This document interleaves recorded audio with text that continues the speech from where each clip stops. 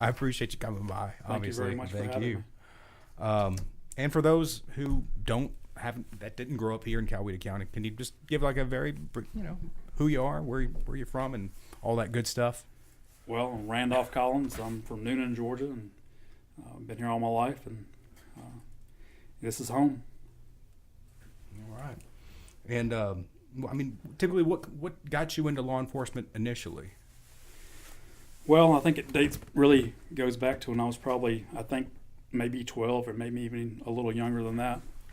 But I had some family members who were in law enforcement. Yeah. Had a cousin who was a state trooper, and I always looked up to him. And he was like a big giant to me when I was a little kid. And bounced me on his knee, all those kind of things. So when he would come around, I'd see him, and just always an amazement. So I think that started. And of course, I grew up on Roscoe Road, and my family home has a white picket fence. So I can't tell you how many traffic accidents that actually occurred. And it was always the troopers who came to clean up the mess. Yeah. So I got to interact with them a lot and see the flashing lights. And yeah, that is right there, isn't it? At that. So, it's a kind of a running joke how long it goes for the fence to get hit. So I think we're running maybe around 5 years right now, somewhere in there. Yeah. But it's one of those things. During high school, I worked at Newnan Hospital and got to see the EMTs and the troopers that came in for that and interact. So again, I just have kind of always been around it to a degree. Yeah. And had that excitement and something I wanted to do. Right on. Okay. So I think I decided early on. I think at one time I wanted to be a firefighter, and next thing I knew, I wanted to be my state trooper. Yeah. Well, let's see. So, what got you? I mean, so you graduated from high school, and then where'd you go from there? Did you go straight into academy? No, actually, during high school, the sheriff's department actually started an Explorer program my senior year. Okay. So I joined that, and actually Major Finninger was one of the leaders of the Explorer Pack group, and got to know him from that stage. And after high school, luckily enough to get to go to college. Yeah. Majored and had an associate's degree in criminal justice. Okay. From where? Where'd you go? Reinhardt. It was Reinhardt College. Now it's Reinhardt University. It's kind of grown a little bit. Okay. Great little Methodist school up in North Georgia. Okay. Spent 2 years there and got my associates, and then I went on to LaGrange College. Okay. And stayed there for a year. At that point, Reinhardt was transitioning to a college level 4-year, so I actually went back to there and changed my major to business administration type thing. Took some courses and realized that economics and microeconomics and all those good things weren't for me. So in '94, I was still in school, and I saw an advertisement for the City of Newnan Police Department. Okay. I applied, and luckily got a call, and started in '94 the City of Newnan as a police officer. Okay. Wow. And so how long were you there? I was there for just under a year and a half. Okay. Really, I think a great experience coming to your hometown and doing that. And I think I'm very lucky that I did not have a major event there. It's just really, I look back on it, I think the way that I was brought on, I was actually hired as a police officer. I was given a badge. Actually, Chief Helton actually gave me a ball cap, a badge, a handful of 38 special bullets, a 38 revolver, and said go home and shoot it to make sure it works. It jammed on the second shot. I brought it back, told him I would go and buy my own gun. Back then, you could be hired as a police officer even before you went to the academy. So I rode with an officer for 3 weeks.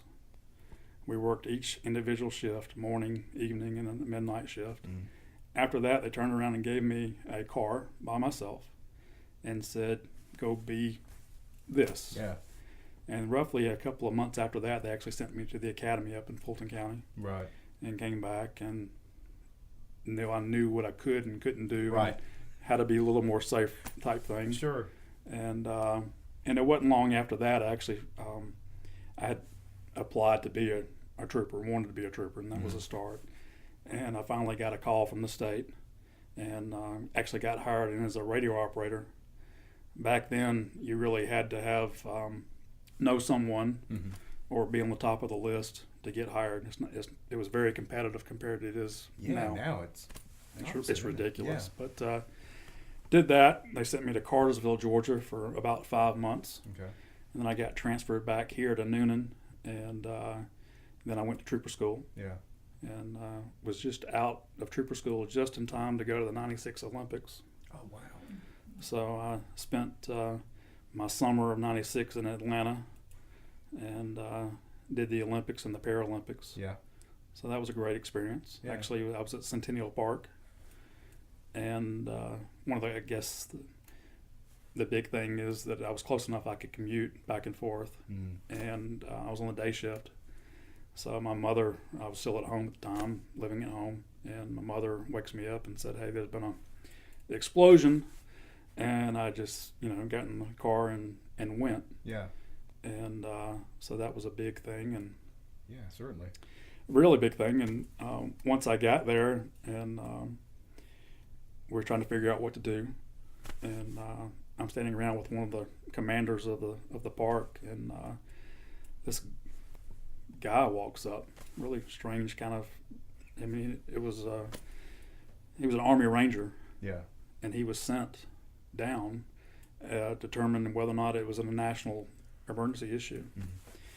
And I got selected to give him a tour of the facility. Wow. So I walked him around and some of his counterparts, and I think he was a light colonel or something. I mean, he very professional, very well, asked questions. I tried to answer what I could do, but I gave him a tour of everything, told him where things were, and I'm sure he had a direct line to somebody much higher up making a decision whether or not it was a major event or could be something else. Sure. But I stayed with him all day, and I was able to go and see things and watch the progress of how the feds came in to analyze everything. And it's amazing how you just saw them roll in. Well, I bet. And converge. And you've never seen anything like that in your life, probably. I mean, obviously, the Olympics are a grand thing.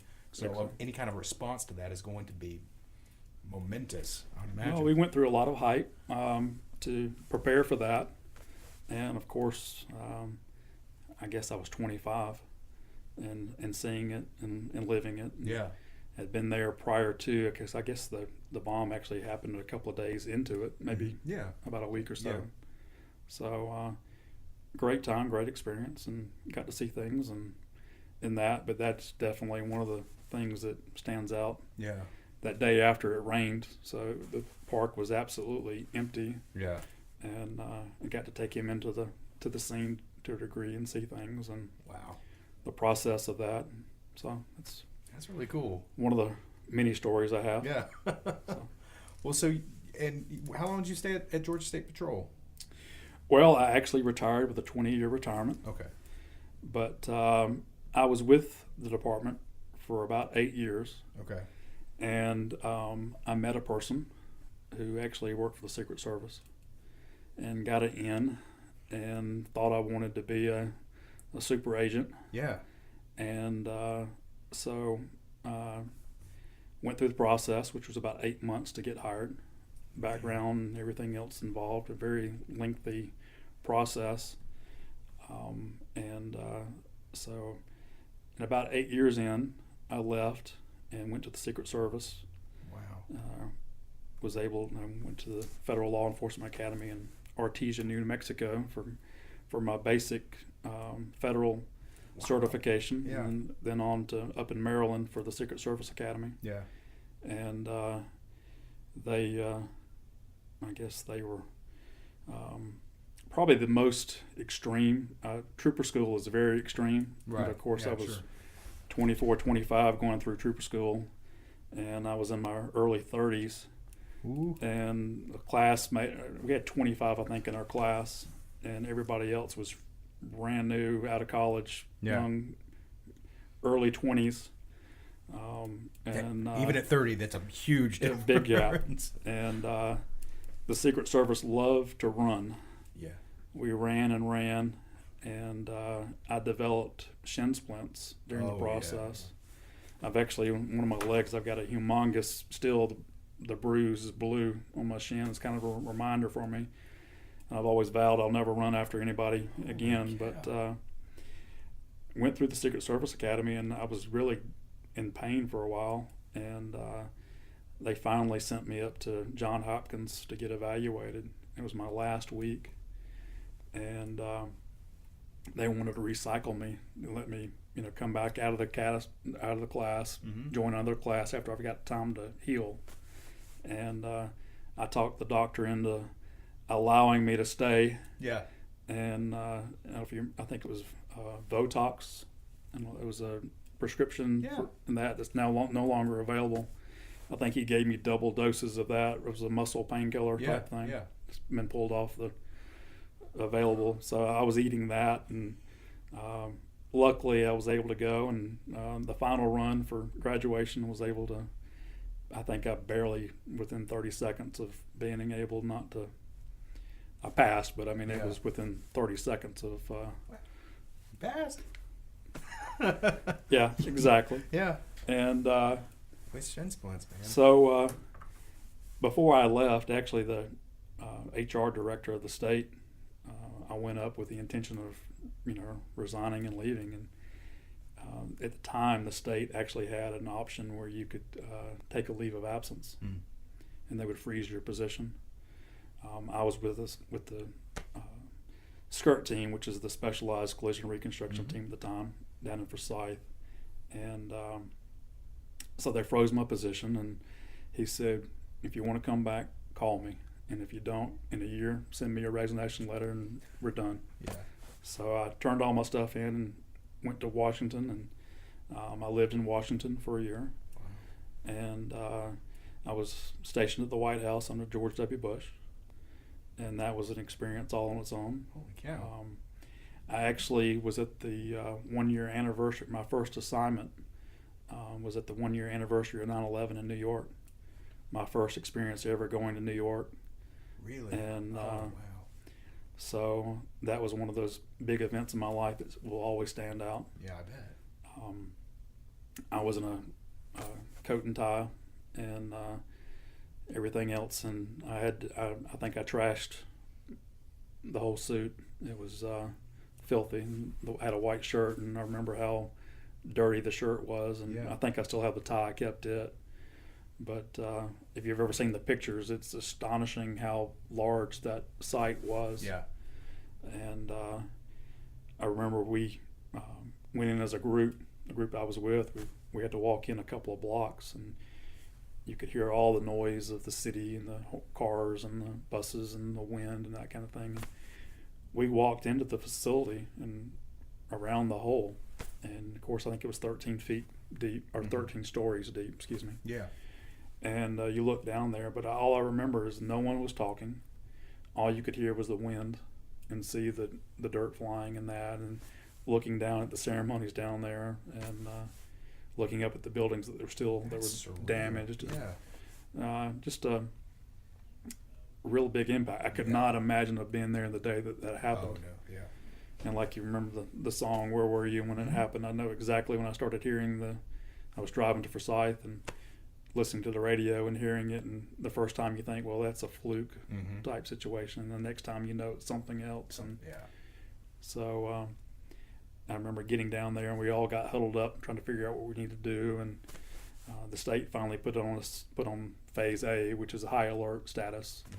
And so we went home and packed our bags to get our whatever assignment we did, and one of those deals. But everywhere I went with the Secret Service, we never stayed in a bad place. No, always had the prime hotels. Yeah. And, I got assigned to go to Doha over in the Middle East. We during the war, Central Command was there, and I went over for 11 days, and that was a tremendous experience. The whole time I went over there, and Bush came into the Air Force Base there and talked to the troops.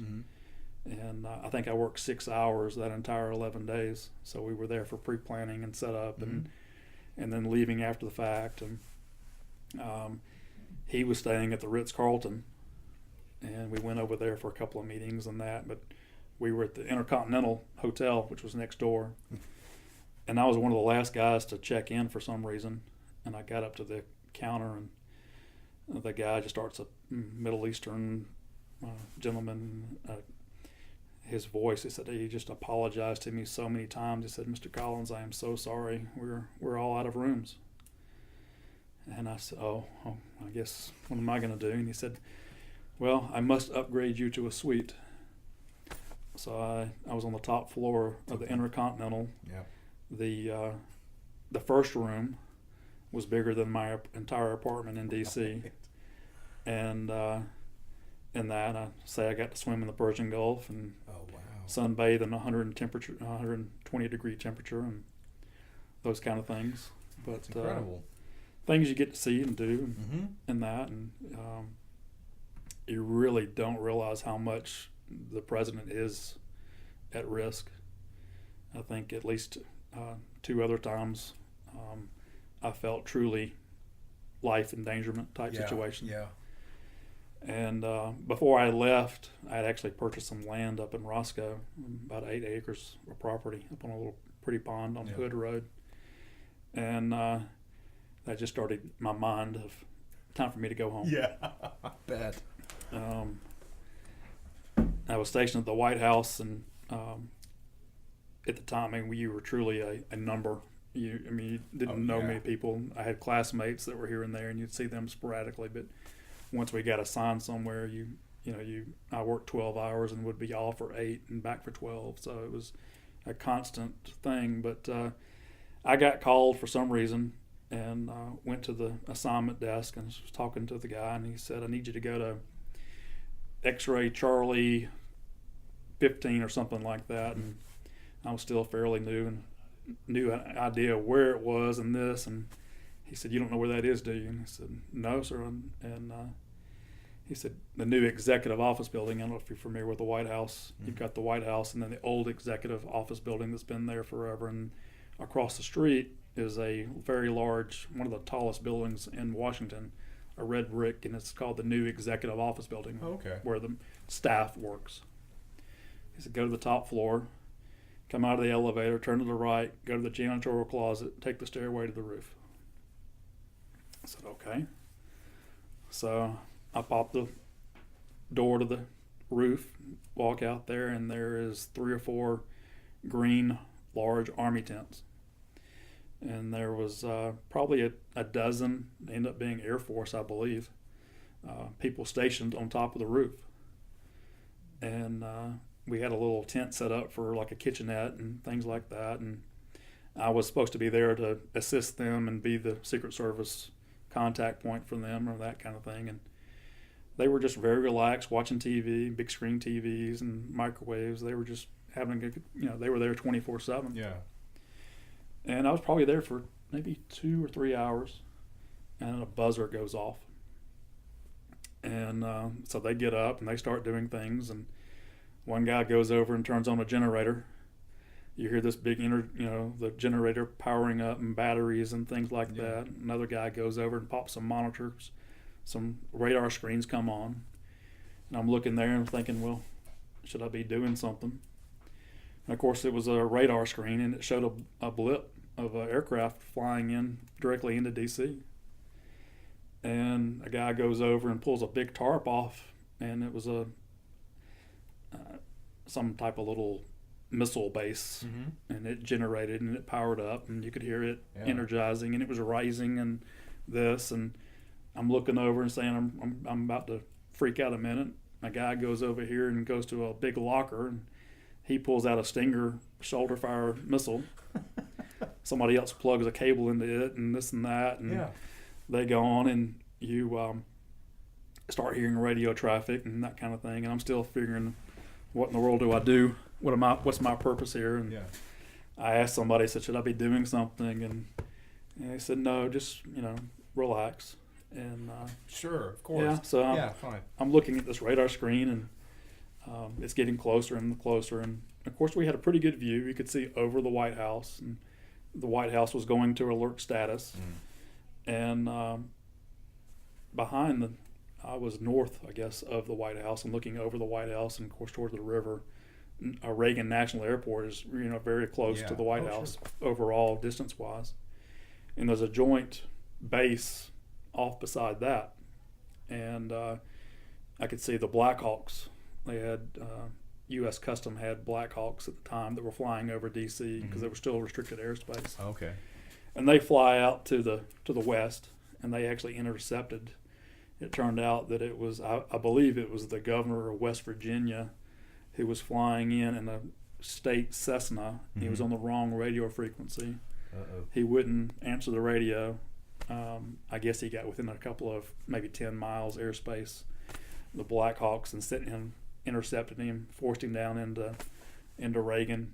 The guys turn around, turn off everything. They go back, and they're eating popcorn and like it never happened. So those are one of those things. What a life. Well, I mean, I guarantee you at that point nothing was going to hit the White House. Right. Yeah. Yeah. That's a pretty good indication. Things are. Yeah. Wow. Well, so how did you wind up back here? Well, after that, I came home, and I was getting ready to build a house up on my property, and I had a small pond that I shared with a couple of lots. It was a shared, divided, and a neighbor uphill had clear cut his property for pasture land for a horse, and didn't do anything for erosion control. And I was always fascinated with county government anyway, but I reached out to the county to see what could be done about turning my pond into red clay, mud, and silt, and really didn't get a lot of support. There was no regulations at the time. That was the Clean Water was just starting, I think. Okay. But they went out and did some things, and then I just made the decision that I didn't think that was the spot, that I didn't want to have to share something that pristine and have to worry about that constantly. So I ended up buying a house in Newnan and ended up remodeling it. And in that process, I made the decision to run for the county commission. That was, I guess, in the 2007. Okay. And so I got involved in the county government, was elected to the district, 3rd district, which is mostly northern, western, central Coweta County. It's pretty much from downtown here to, I guess, Palmetto, 16. Okay. Yeah, right. On that area. Served on the commission for 4 years. A funny thing about that is I had just qualified for the commission, and I had met a guy through the Secret Service, and he was actually a coordinator of my FLETC, Federal Law Enforcement Academy class. And he calls me up, and he said, "Hey, I'm now in Georgia, and I'm the director of training for, basically it was for driving, that kind of thing." He said, "I've got an open position. Are you interested?" And I said, "My gosh, you could have called me 2 weeks ago and I would have been down there today." But I had just paid my qualification fee and put in, and I said, "Hey, this is what I'm doing." I said, "In 6 weeks or so, I'll know whether I'm in or out," and that kind of thing. And he just said, "Send me your resume. I'll send you an application, fill it out. This is my secretary." And I sent him everything I needed to do, and she just said, "When you're ready, let me know, and we'll process it." So he pretty much had offered me a training job as an instructor at the Federal Law Enforcement Center. Yeah. My dad had been sick for a time, and I kind of just, of course, I ended up winning the seat, but I told him that, I was lucky if my dad had a few more years left, I think, to be with him. So I kind of didn't want to pick up and move. I was sworn in, and then my dad died 30 days later after being sworn in and that. And so that kind of stands out a lot. I had just met my wife to be, and she never got the opportunity to meet my father. But after that, she's been by my side from ever since. Yeah. And now we've got 2 kids, 6 and 8. Yeah. And it's, finally come together. I have always had the dream of wanting to run for sheriff, be sheriff, and serve my community. Yeah. So that's kind of my passion. Okay. When I ran for commissioner, actually, I called Mike and said, Mike, hey, I would like to have your support. Yeah. This is what I want to do. And he was very grateful and kind to me for that process. Wow. And so I won and served for 4 years on the commission and enjoyed doing that very much, and moved on. But I went back to the state. I actually, when I came back from the Secret Service, I went to Atlanta. I worked in Atlanta for about 4 years. Okay. During that same time, I volunteered and I was a part of the legislative security detail at the state capitol. So I got involved in being around all the 3 or 4 years of the legislature, seeing how that operates, and that kind of got the process of politics involved. Got to meet a lot of great people in that. And at the same point, when I came back or started my career in Newnan as a police officer, I had 4 years of college, but I didn't have a 4-year degree. Right. And that kind of somewhat limited me at the Secret Service. But I came back, went back to school, had the best grades of my life. Yeah. Paid for a majority of the tuition myself. So that always helps the grades. It did. I was a little more mature and did quite well in that. And so we're getting up in time. About somewhere around 2008, the financial crisis occurred. I volunteered to be a part of the federal DOT program for the state, which was what happened is that, of course, the state was looking at furloughing. Yeah. The federal motor carrier side of the program is federally funded. So the state officers are the ones who actually do the work, even though it's a federal program, under a federal grant program. So I volunteered for that, and that kind of helped alleviate some financial pressure on the department. And we took 50 troopers, and we were cross-trained in federal motor carrier safety standards. Okay. So we were kind of they called it the commercial enforcement unit. We were kind of like a hit squad. We'd go out and do checks and enforcement here and there, very sporadically. Ended up being probably the best job I've ever had with the state. Wow. I was very independent. I could do what I wanted and go where I wanted as long as I made my goals and those things. But I really enjoyed it, took advantage of it. I went and pretty much got every certification that I could in that program. Yeah. And really learned. I learned a lot about the education portion of it. It wasn't necessarily enforcement, but it was the process of teaching or learning someone how to do something correctly. Yeah. And as you probably know, the trucking industry is very heavily federally regulated in every aspect of everything. So I learned that, and I actually met a guy who actually lived here, who lives here now in Coweta County, and I knew he was involved in trucking, and every so often he would call me and ask me some questions.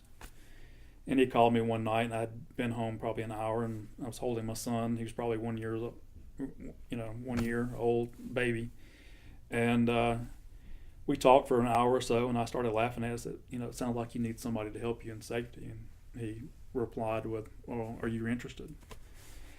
And I said yes. So we met that weekend for about 2 or 3 hours. We talked and really got interested, and it got down. I said, "Well, what's compensation?" And he offered me a job I absolutely could not refuse. Mm-hmm. And it just happened to be that the timing and everything, it worked out that I had 20 years of state retirement or state credit time. Right. So I was able to take a 20-year retirement with the state. Wow. I went to work for him, and I knew it was a trucking company. I knew what he did. I didn't realize how large it was. He ended up having 600 tractors, 600 drivers in 14 states. We were just shy, I think, somewhere around 900 employees company-wide, and I was the safety director. Oh my gosh. Yeah. And this guy was the chief operating officer, and the owner of the company had actually sold the company about 2 years earlier to an investment company. And so the investment company was buying other companies and merging, and even I think when I left, we were probably somewhere around 900 tractors. So we had grown tremendously, and we actually even acquired a company in Canada. So I had to go to Canada a few times to go up there and learn the federal regulations for Canada. We're a little different than the U.S. But in that process, the owner finally, excuse me, my coughing's coming back a second, but the owner finally retired, and the last company that the corporation bought, they turned over their administration to this guy who they had just bought out, and he came in and he cleaned house. The guy that hired me is no longer there. He's moved on. He's done well for himself, but there's probably not 3 people there that I remember in that time. So I landed where I am now at a multinational corporation, and I am a regional area safety manager. Okay. And absolutely love what I do. I'm involved in pretty much right now. My role over the past 2 years is kind of involved. I was the second person in the entire company to be hired into my position, and it's involved. And right now, since I've been there, I've had 3 different supervisors at a regional level. Yeah. And right now, I am working for 2. I have a split region. This is just has happened in the past month. Yeah. But I cover pretty much from Kentucky, Tennessee, the Carolinas, Florida, Georgia, Alabama, Mississippi, and a portion of Louisiana. But my focus now is on the one facility. I have an office in LaGrange. I have an office in Monroe, Georgia, over near Athens. Yeah. I spent last week in Charlotte. I've spent a lot of time in Alabama and Florida as needed. So my job is to go in and assist other offices. But I'm probably overall have access to somewhere just under 2,000 drivers in these states. Okay. And I have learned so much about how business operates.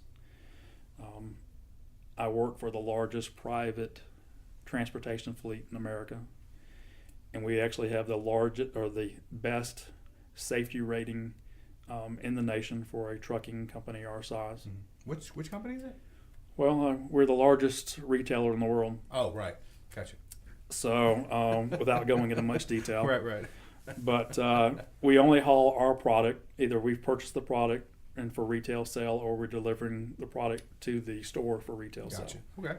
But we have roughly around 8,000 drivers nationwide. Yeah. In the past year, of course, in the trucking industry, there's been a desire for hiring, a need for drivers. And I've been part of an organization that we've hired over 1,000 drivers in the past year. Oh, wow. And we have a hiring center over in South Carolina that I go predominantly a couple of days every month, go up. But I'm part of the logistics team for that, preparing for that every other week. And so that's a great experience. We go out and we get the opportunity to evaluate our drivers for applicants, put them through a process, and bring them on. We call it onboarding. It's kind of a orientation. Yeah. Same thing as on that. But we put them through the whole process, the whole HR. And then my job, and then again, is to monitor and administer their daily activities. We monitor for hours of service, limitations that a driver can drive, very much like a pilot. Yeah. Same medical qualifications. So we interact a lot with computer programs to keep up that. That's one way of doing it. You never could do it manually anymore. Oh, God. But very proud to work for the safest transportation company in the United States, if not in the world. and it's amazing how we have learned how to, or I've learned how to interact with people. For 20 years, I was a trooper on the other side of it. Yeah. And even today, I'm interacting with other law enforcement agencies sporadically because, we've got drivers. We're doing millions of miles a month. Yeah. And we do have fender benders here and there. Luckily, we've never had a major event with me, but we have a lot of great professional people, and it makes it easy. Yeah. That's the easy part about it. And but we do have the negatives that come in along, and that's sometimes hard. Mm. But there's a lot more rewards. I've always called myself the social director because I'm always handing out a reward for something or catering an event. Yeah. Or it's funny, we came up with the idea of we haven't bought it yet, but we rent a ice cream maker, one of those soft serve things, and it's funny. I go out and spend a couple $100 on syrup and sprinkles and M&Ms and hand out ice cream to people. Yeah, make them happy. Hey, wow. But, yeah, can't be understated. No, not at all. But in one of those processes, though, I'm interacting again with law enforcement, usually on a weekly level at some point. Either sometimes I deal in theft, and we get involved in that, and that's again kind of gets the law enforcement blood going again. Sure. It's really neat, and I go and have to meet with them sometimes, and some of them realize who I am. I've sat down at a table with somebody on a case, and they look at me and said, "You were a trooper, weren't you?" I said, "Yeah," and so it's great, and I still use some of my contacts to get things done, and good deal. It's helped. Yeah. One of my big responsibilities now that I've kind of inherited is I'm with the hurricane response. Oh. So I was on the ground in the Carolinas with Florence. Yeah. I was down in Panama City the day after with Michael. We were actually down there. We have several trailers that are dedicated. I call it the COM trailer, but it's a satellite uplink. And I've kind of inherited the responsibility of this trailer, and I've taken it to Florence and South Carolina, and we've moved it all the way down to Florida, and it's now stationed here in LaGrange. Yeah. And so I have to keep up with that, but it's a humongous satellite. We can uplink into a satellite and get all the data. We connect our computers and communications and everything, and several of our managers, they'll either fly in here or where we need to be or drive in what we do. And so I've been on the ground after two of the major hurricanes this past year. Went into Panama City the day after. We had planned prior to knowing it was coming in, not knowing how bad it was going to be. Got down there, got set up. We've had two very badly damaged stores. And repair in that, but sawing the aftermath. One of the hard hit areas, of course, is Mexico Beach. Yeah. But I got into Coweta, Florida, which we have a store there, and that was kind of our ground zero point. And could see the devastation. I can't imagine, having to ride that thing out. Oh yeah. Oh. There's no reason in the world to even stay down there and do that. Yeah. But absolutely devastation that you cannot imagine. And I know the most recent hurricane or tornadoes we had here in Alabama, but I think we were extremely lucky for of what we didn't have happen. Most definitely. But so that's some of the responsibilities I have now, and when I even ran for commissioner, I went to Sheriff Yeager and said, "Hey, what are your plans?" When I first met him many years ago, I said, that was my goal is one day in life to be sheriff. Yeah. And I've always admired the man. Have a lot of respect for him. And so in 2007, when I went to him and asked him, "What's your plans for the future?" Yeah. And it's always been, well, one more term. Yeah. So I finally had given the idea that the man would probably die in office at 110 years of age. I think he's probably the most respected person in the community by far. And So I guess this process started almost maybe 2 years ago. Okay. About the rumor of him becoming a U.S. Marshal. Yeah. So that kind of got the blood flowing again and evaluating those kind of things. So I went to my wife and we talked, and she knew from day one that that was my intention. Yeah. And where we are today. So we're Wow. 1 of 5. I guess we're still at 5. Holding at 5. Somewhere around there. Till May. And could be potential for more. Who knows? Yeah. But you know. Well, what do you kind of like about the sheriff's office right now? And I mean, do you see any kind of long-term or short-term changes?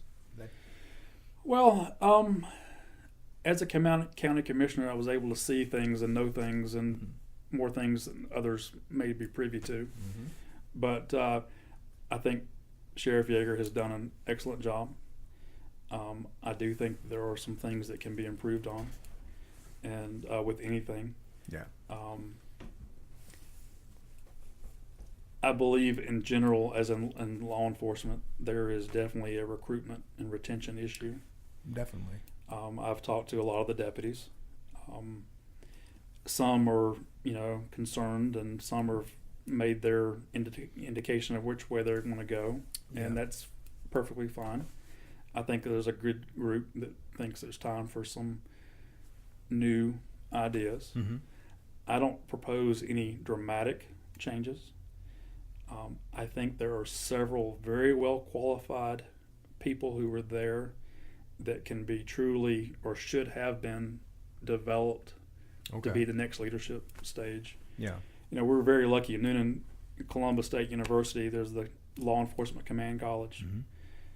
Those guys should be in and out of there daily. I mean, every time there's a class, somebody should be down there. Honestly, if I get the opportunity, I would probably go down and get my master's through that program.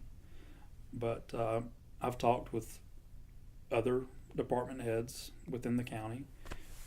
They've given a lot of great recommendations of some of the young people who are over there that have a lot. We've lost a lot of good people to other agencies. Yeah. I believe the sheriffs had a policy of not allowing someone to return after they've left for whatever reason. Oh, I didn't know that. Okay. But I think there's a few that would be more than willing to come back. Yeah. And I think I would be very encouraging them to come back and start developing. To my knowledge, Jimmy Yarborough is probably the only deputy who has gone through the FBI Academy. Yeah, a while ago, yeah. So that is an option. The state sends 2 people every session. Really? From the state. I didn't know So that. there's been a very big increase from at the state patrol for sending someone through the academy. Very good friend of mine, my best man in my wedding, is actually scheduled to go in the next class, I believe. Wow. Jim Wicker and I grew up together, and we went to trooper school together. Mm-hmm. And I think last I heard he was scheduled to go to the next class. But those are some of the things that we need to start developing people. Mm-hmm. I do believe that education is important. Sure. And training. I know the sheriff's office has done well in training, but I think if you start, I didn't get in law enforcement for money. Right. Luckily, I had parents that were very supportive and allowed me to do what I wanted to do. People get in law enforcement or public safety because they want to be a part of the community and serve, and they get a lot of their compliments or their satisfaction in their job for doing a good job and helping someone. Mm-hmm. And I think that can be managed to do more of development and showing that they have a path somewhere. The department has had a very lengthy top administration. They've been in place for a very long time, and that has not allowed for a lot of forward movement up. Gotcha. You've got some great investigators over there. You've got some great people who are very dedicated. I mean, Mark Finninger is very involved in patrol. Mm-hmm. We've now got, I think, Captain Campbell. Mm-hmm. He was a former trooper. I worked with him in that. And I look at his energy that he has. And I've never met Toby Nix. I know you're a big part of that, and I've followed some of his things. I think Toby would make a great public relations person for the department. Mm-hmm. He's worked all the way, from my understanding, through 911, all the way up. He is articulate. Of course, he's got writing skills, ability to speak, and I think he would make a great front person. I don't want to be the person in front of the camera all the time. Right, yeah. I don't feel that's my necessarily a role. What I like about what I do is that I think I'm known for being given a task and getting it complete. Yeah. I don't believe in micromanaging. I don't like to be micromanaged. Yeah. And I think it's usually when you are micromanaged, you probably do less quality of work. Yeah. But I know there's a lot of openings over there. There's a lot of openings in other departments. Yeah. But I don't really know what we're doing for recruitment other than advertising on the Facebook page or online here or there. I've luckily enough, I've worked in a lot of different counties with a lot of different agencies. I know a lot of different officers. And I really want to be a part of going out and recruiting the best of the best we can get. Yeah. To be honest with you, I retired from the state. I was making $49,000 a year. I believe the starting salary now for a deputy here is $41,000. Mm-hmm. So there's been a big change in that in the past couple of years because of the need. Yeah.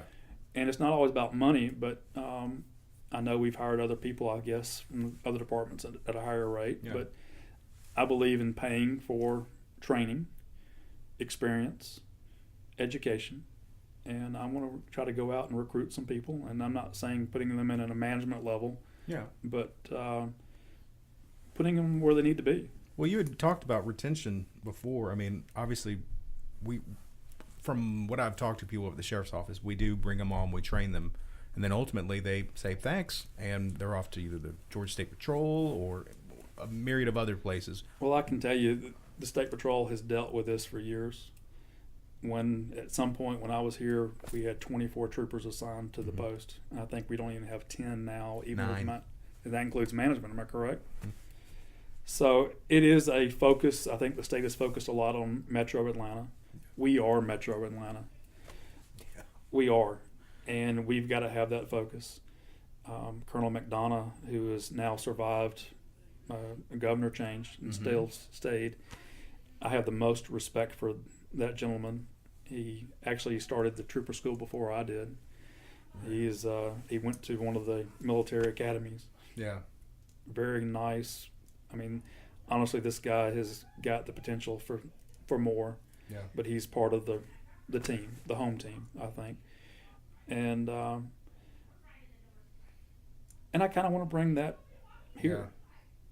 When you see a trooper, you know hopefully what you're getting and expect. One of the things I see with the sheriff's department, the color scheme of the cars.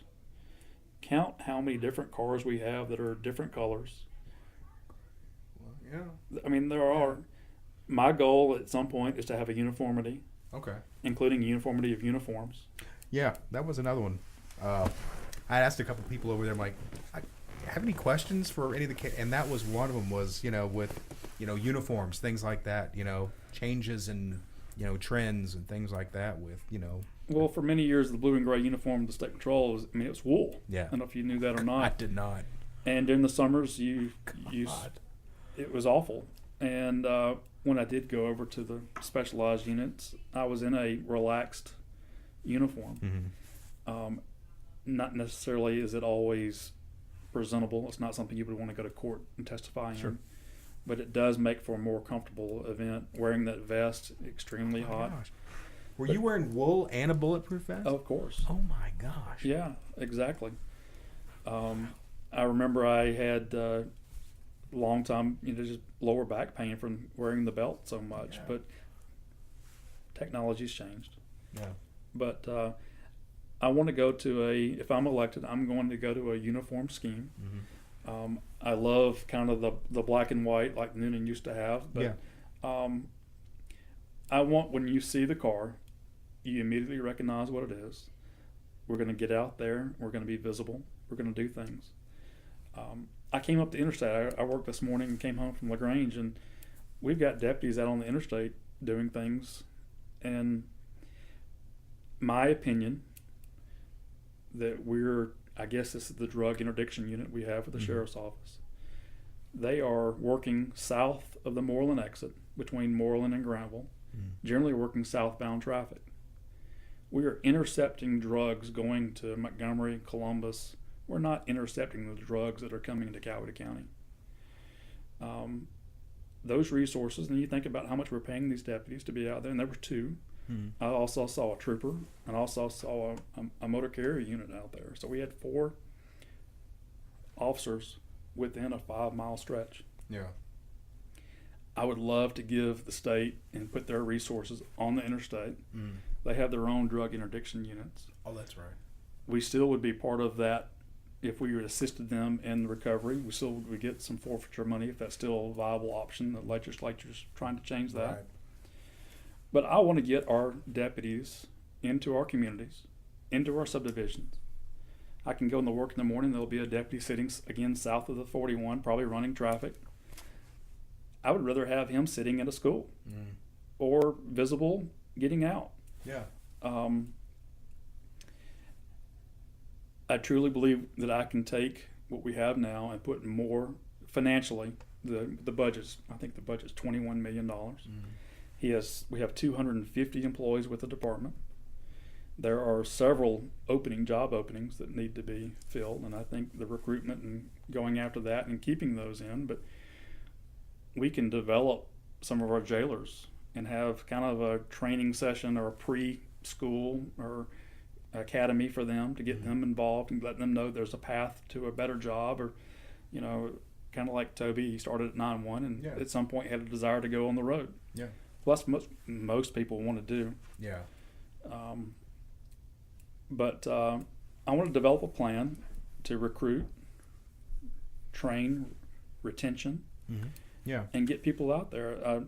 I've noticed, and maybe if you notice or somebody else notices, that the school board took a great effort to put officers into every school and elementary and that is very much, I think, to the superintendent's pat on the back for him for making that effort. And several years ago, the problems were in the courthouses. Yeah. So we've now got courthouse security, and now it's focused on the schools and churches. But I want to develop some plans. I want the deputies to be visible. Yeah. I want them to be visible in our subdivisions. And one of the ideas I have is if a large subdivision has an HOA program, I'm going to kind of give a deputy the responsibility of that HOA. That's their point of contact.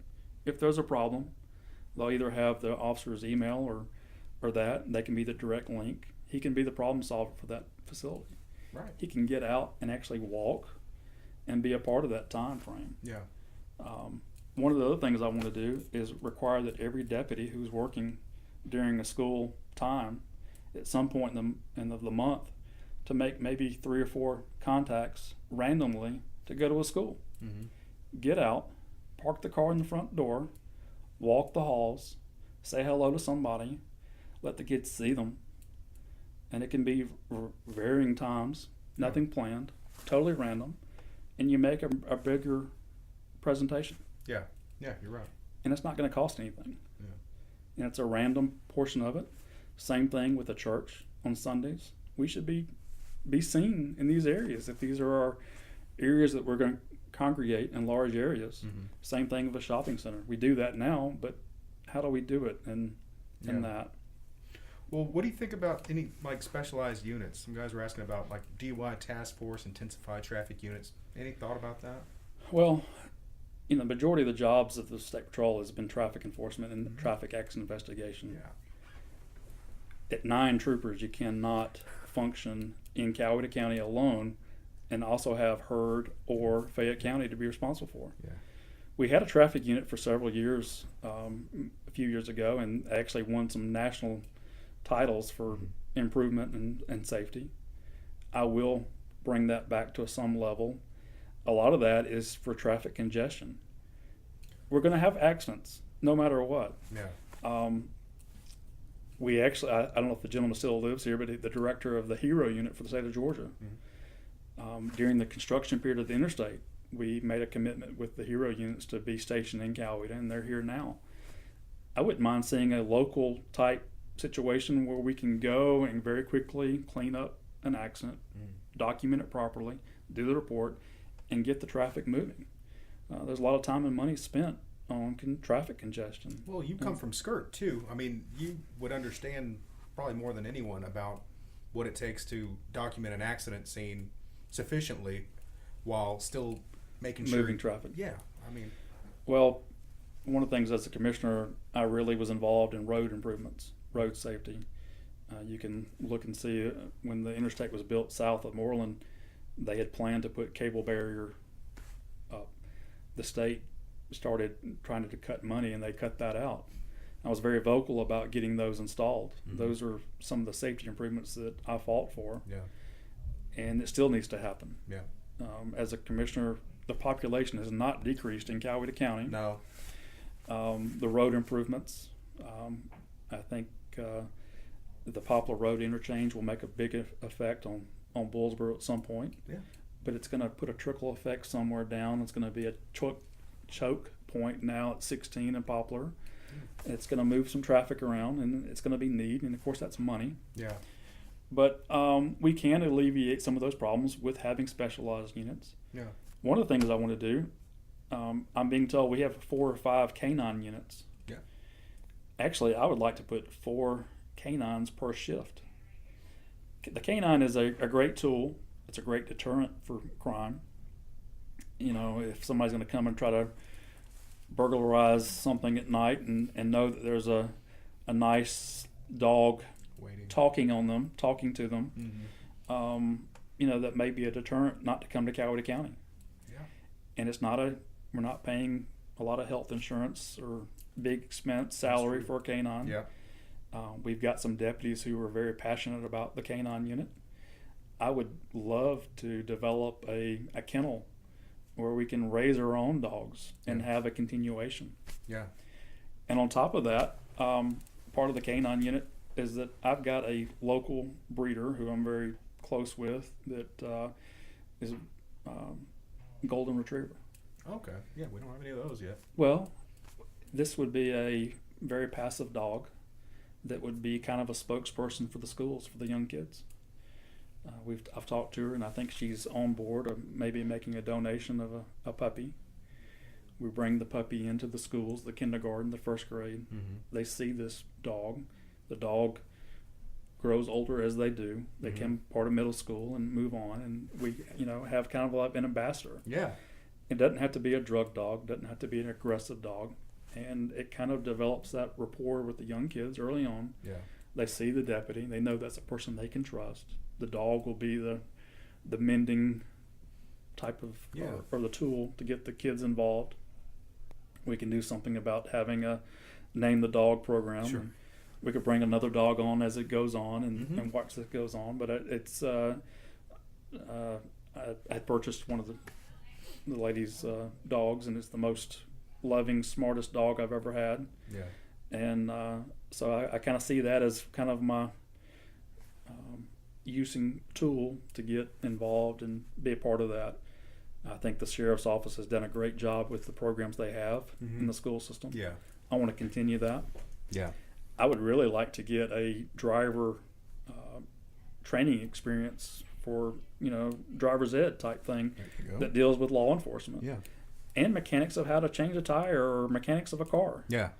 Teach them how to interact when they do get stopped by a law enforcement officer and what to do and how to do and what to expect. Yeah, that's invaluable. I think that's gone. Yeah. Oh, absolutely. I mean, I was required by my parents to go through driver ed before I was able to drive just to save on insurance. Yep. But it can be a certified program.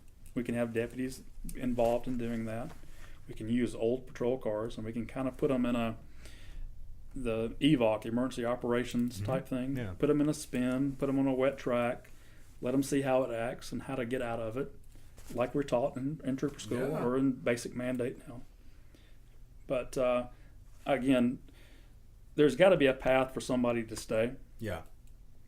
What I would like to see is actually a little change in the process of rank structure. Okay. Right now we have command lieutenants.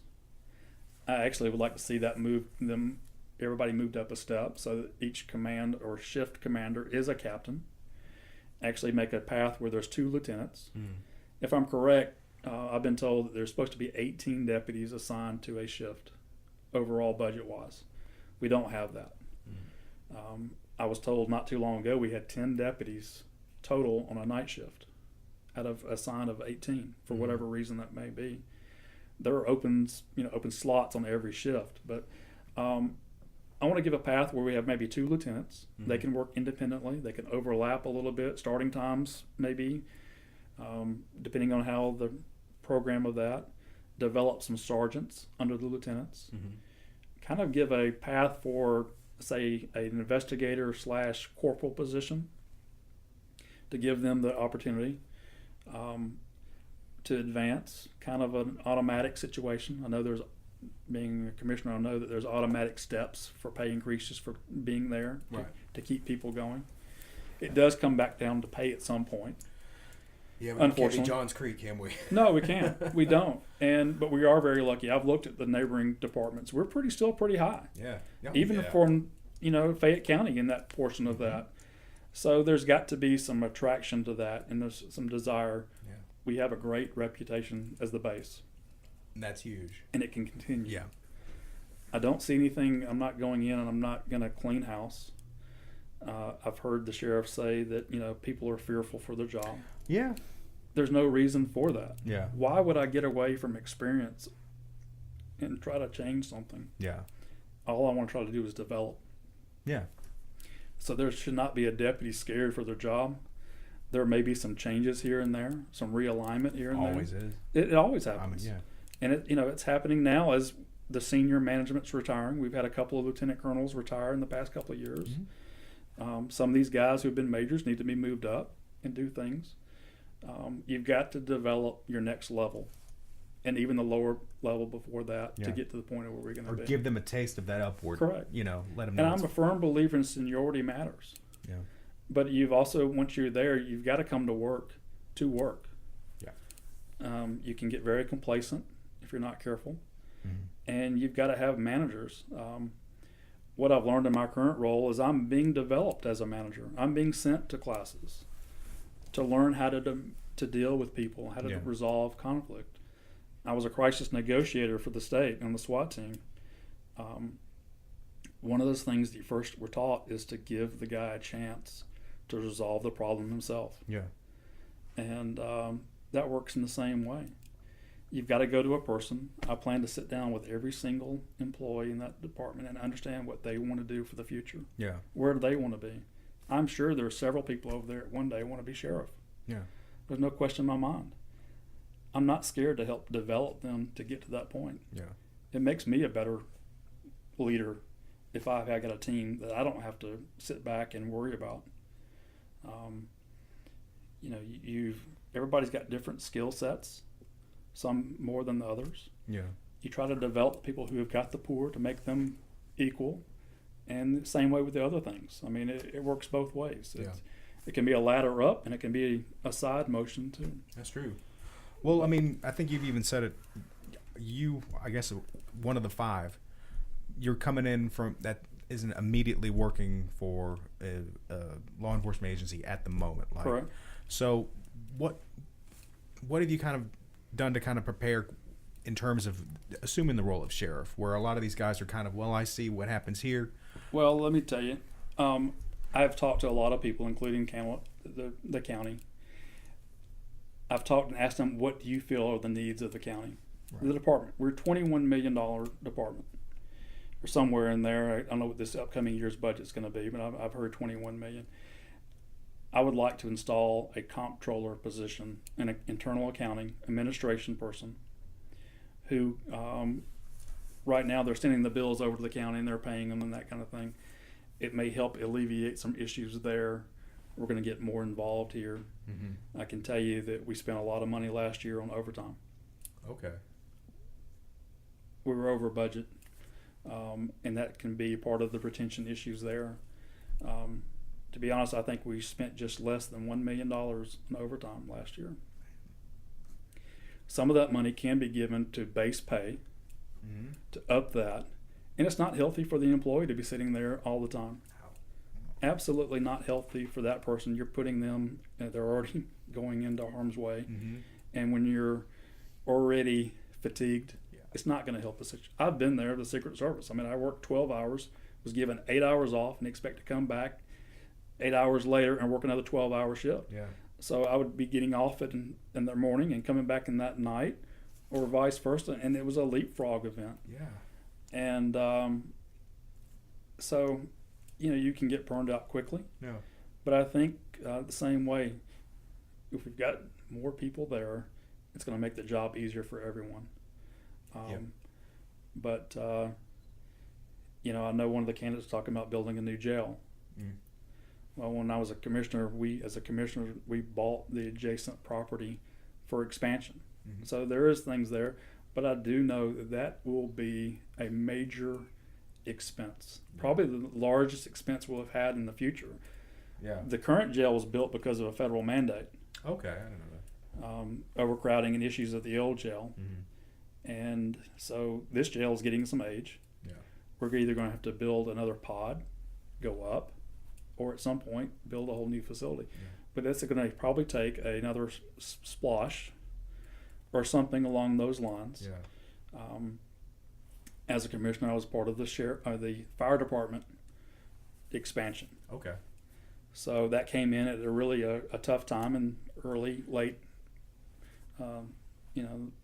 2008, 2010.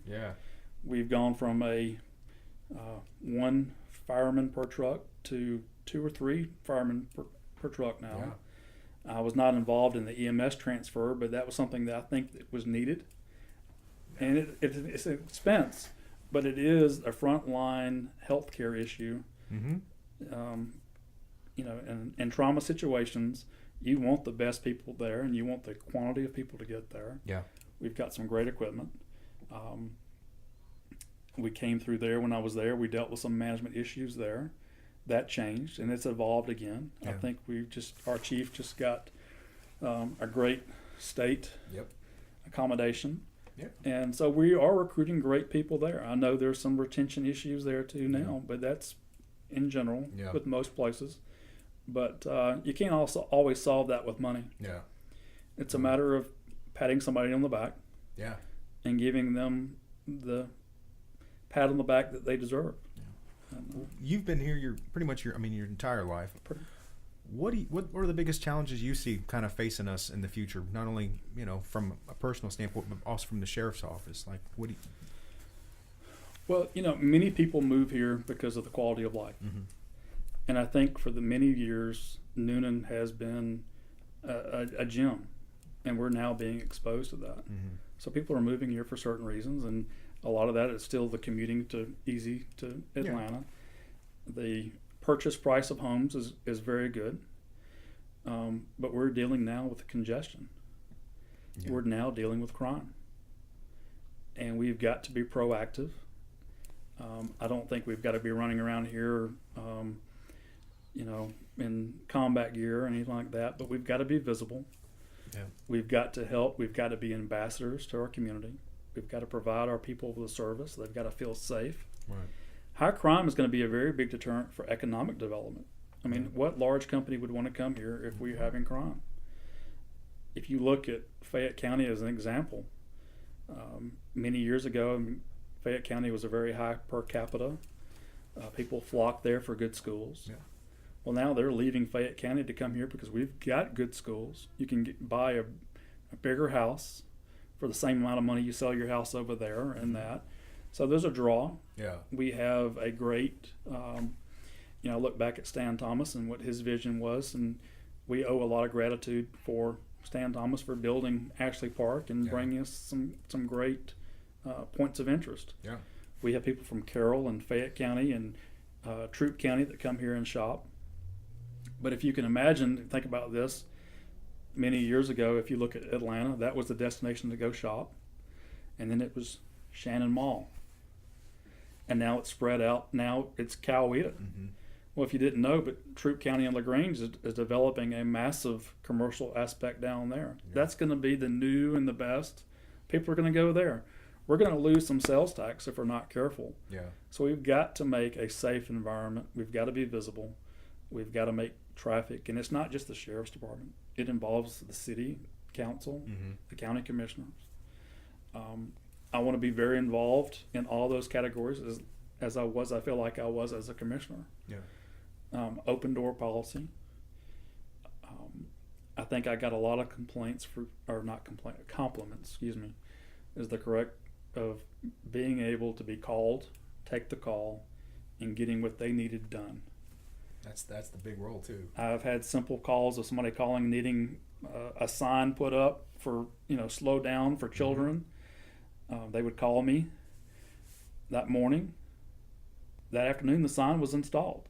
We had some great people that I worked with the county, with the camp, with the road department, and they were very willing to help as needed.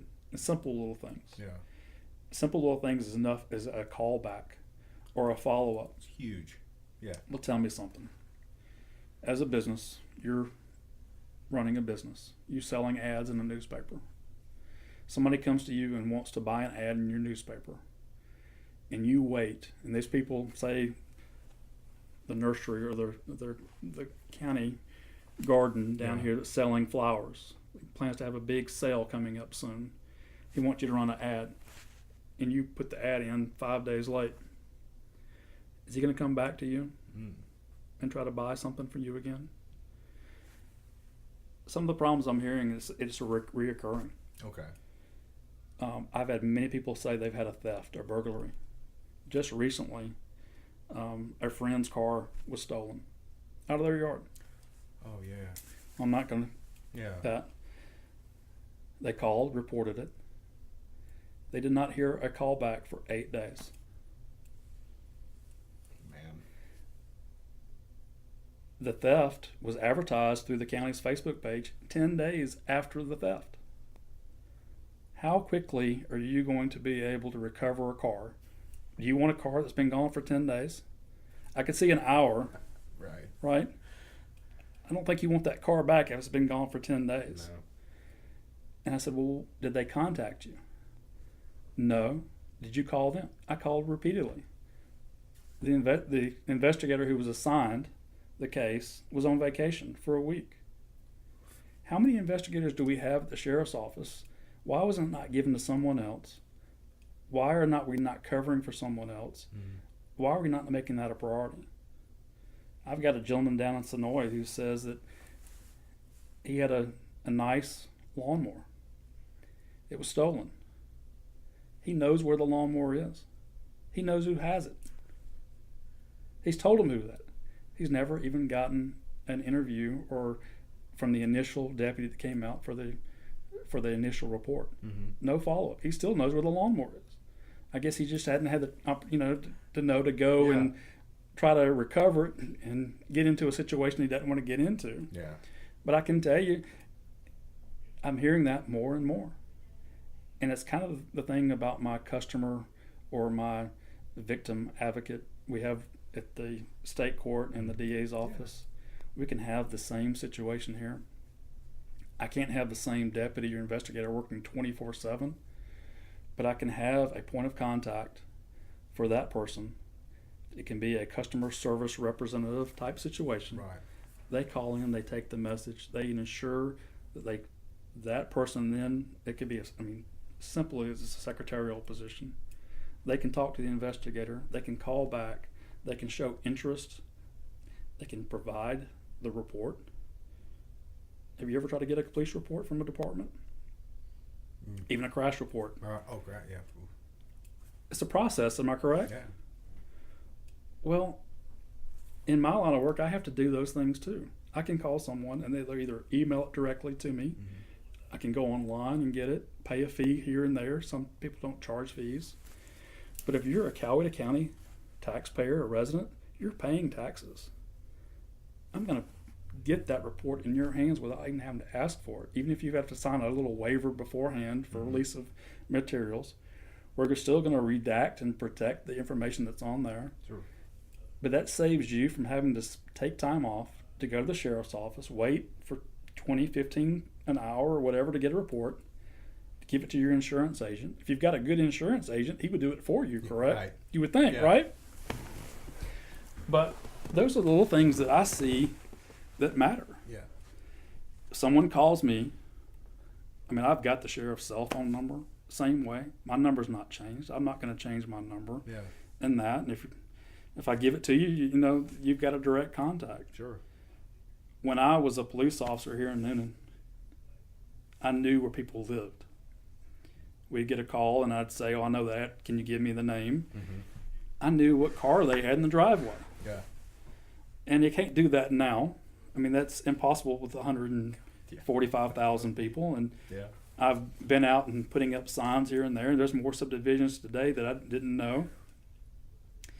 And so, I mean, we're growing. Yeah.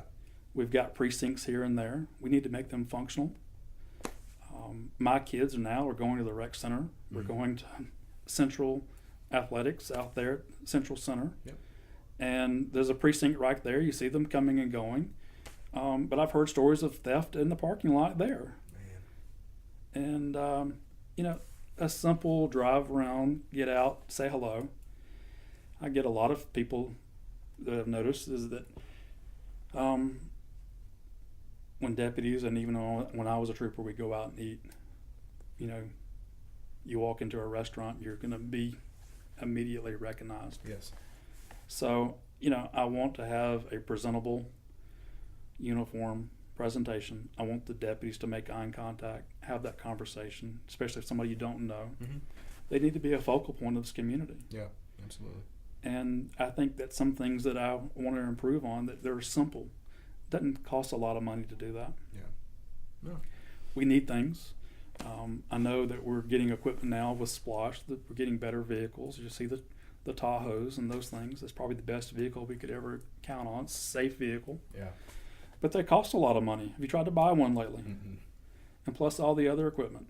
That goes in it. Yeah. I want a light bar on every patrol car. Yeah. I want them to have some uniformity. I think there's a need for a police car, a police truck, an SUV, other things that we need to have, and it needs to be uniformity. Mm-hmm. Great equipment.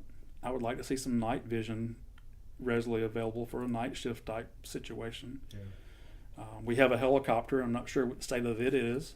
Yeah. I would think at the point that it's probably getting to the end of its lifespan. So those are the things you got to think about and count forward. We had the major event here, and we had other agencies come in, and they brought in, if you're familiar with the Bearcat, Yeah. the armored car.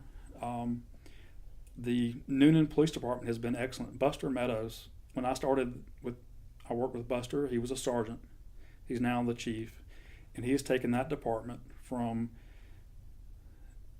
way back broken revolvers, to the state-of-the-art, what we have now. He's gone out and gotten equipment from GEMA, ex-military. We have an ex-military truck out there. Yeah. I'd like to have 2 of them. Yeah.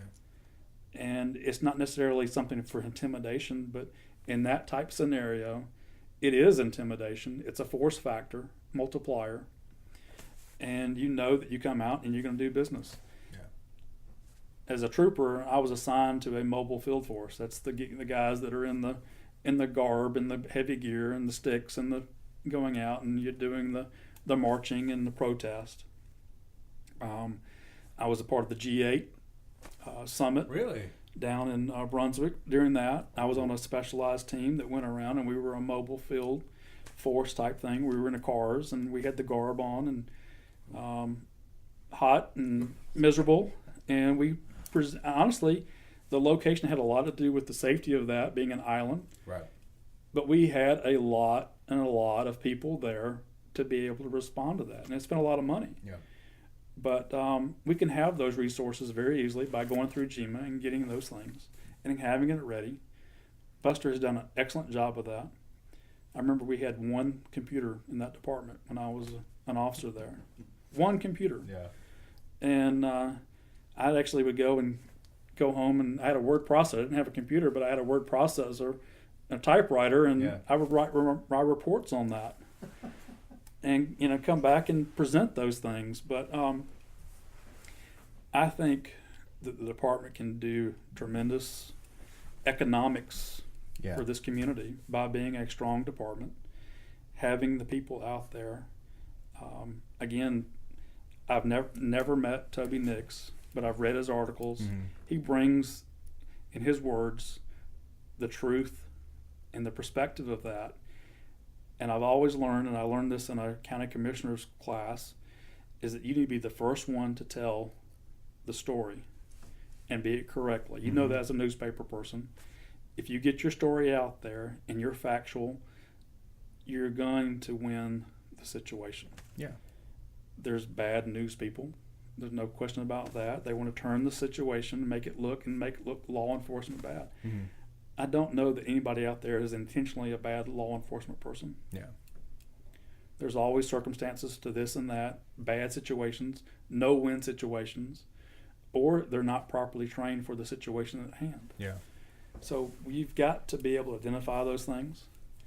I think one of the big things now that I see, and I remember years ago going into Cobb County Sheriff's Department, taking someone into jail and having to fill out a medical history release form for this person. First thing I ever saw. But that's one thing that is our liability. We bring someone into the jail who has got a major event, either caused by their incident or previous. Yeah. And, you don't want to have somebody that needs to be in intensive care. Right. We can arrest people by warrant, later date. Yeah, I think that's something that we kind of currently do. I'll ask, what's the situation with that guy? Like, well, we know where he is. We'll let. Correct. Yeah, correct. He's not going to be leaving that room anytime soon. But there's a lot of expense in the sheriff's department, and it does come from medical care of people incarcerated, and we've got to look at that. We've got to look at the court system. Yeah. I'm a firm believer that the job of a law enforcement officer is to go in, resolve the conflict, do what you need to do. Mm-hmm. Not everybody needs a ticket, and I come from a department that pushed us to write tickets just because they wanted numbers to justify comparing to the other department. Sure. Sometimes you have to write a person a ticket to make them correct themselves by force, by a ticket or a fine. But we have excellent judges that have a great concern for this community. I have no doubt that that's still continuing, and the decision that a judge has made, I've never had an ill fate of them making a decision either in my favor or against my favor. Yeah. And I've actually spoken up and said, I believe this person has learned his lesson, and would you give forgiveness to the court, to the person? And then I've had some people that needed to be locked up and never see daylight again. Yeah. And it's a two-way situation. Yeah. The way I tell my people, and it goes back, I guess, my first day with Jerry Hilton at the Newnan Police Department, and something I've lived from that day forward. He told me, he said, if I ask you a question, I want you to tell me the truth. And I have lived by that my entire career in law enforcement. And that stood out to me more than the man was a very, I don't know if you ever met him, or very tall, very easygoing. I mean, he was always in a button-down shirt, and was not in uniform. I think I saw him in uniform a couple of times. We've got a group picture, I think I see him in uniform. Okay. But he was very quiet, very humble. He was not a person who wanted to be the frontline guy. Yeah. And I have a lot of respect for that. And after he retired, he actually worked at my father's clinic as a security guard. And I probably had more conversations with him on the back sofa at the back door of the building than I did actually working for him and reeling out really, a person that he was. You don't necessarily see that sometimes. Yeah. But, I think there's a lot of opportunity here. My kids are 6 and 8. I've got a desire to keep this community safe. I've got a lot of people here that I know and I care about. People want to come here, and I would love to be able to build a wall around Coweta County and say no more. Can't do that. Business owners don't want us hear that. Yeah. But we still have that integrity that we have, that desire for people to move here, that hometown feel. Yeah. The same thing with the movie industry coming here. We've got to be open for that. I'm willing to do all those things, and I want to be a part of the community. I want to, and I have been. I feel like I have, but I enjoyed being a county commissioner and things like that. It's funny that, you're a county commissioner. It's been 8 years since I was on the commission, but the things that I initiated are just now coming to light. Yeah. It takes that long for government to do something, and it's ridiculous. Private sector, I can do something very quickly. Right.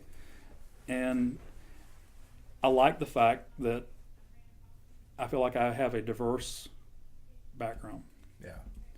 I have 20 years of local, state, and federal law enforcement. I've been elected to an elected position in this county, and now I work for a business that does care about their people, but does also care about making a profit and doing it right. Mm-hmm. And we're under fire with another company that does something better. This past year, we had a 40% increase in online sales because we changed our perspective. Yeah. Law enforcement has got to change just like anything else. Yeah. And I hope I have the vision. I have the desire. I know I have the desire. I've always said I hate the campaigning process of it. Yeah. I look forward to the day if I'm elected that I get in there and do things. And I want to be able to earn my vote. I tell everybody I want to earn your vote. That's really important to me. Yeah. And so I'm excited. I've kind of gotten the idea this day was never going to come. We've been back and forth on the date. Yeah.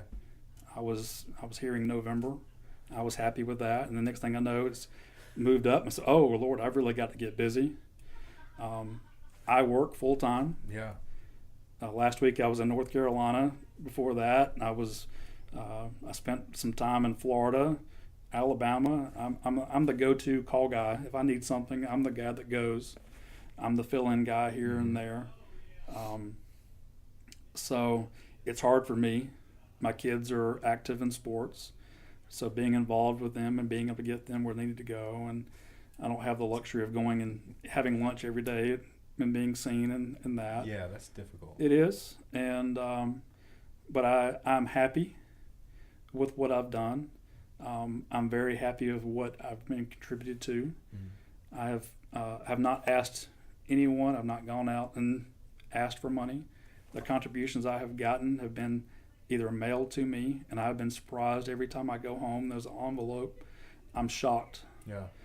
And I would have thought of this person thinking of me. Yeah. And that, and then it's just it's great.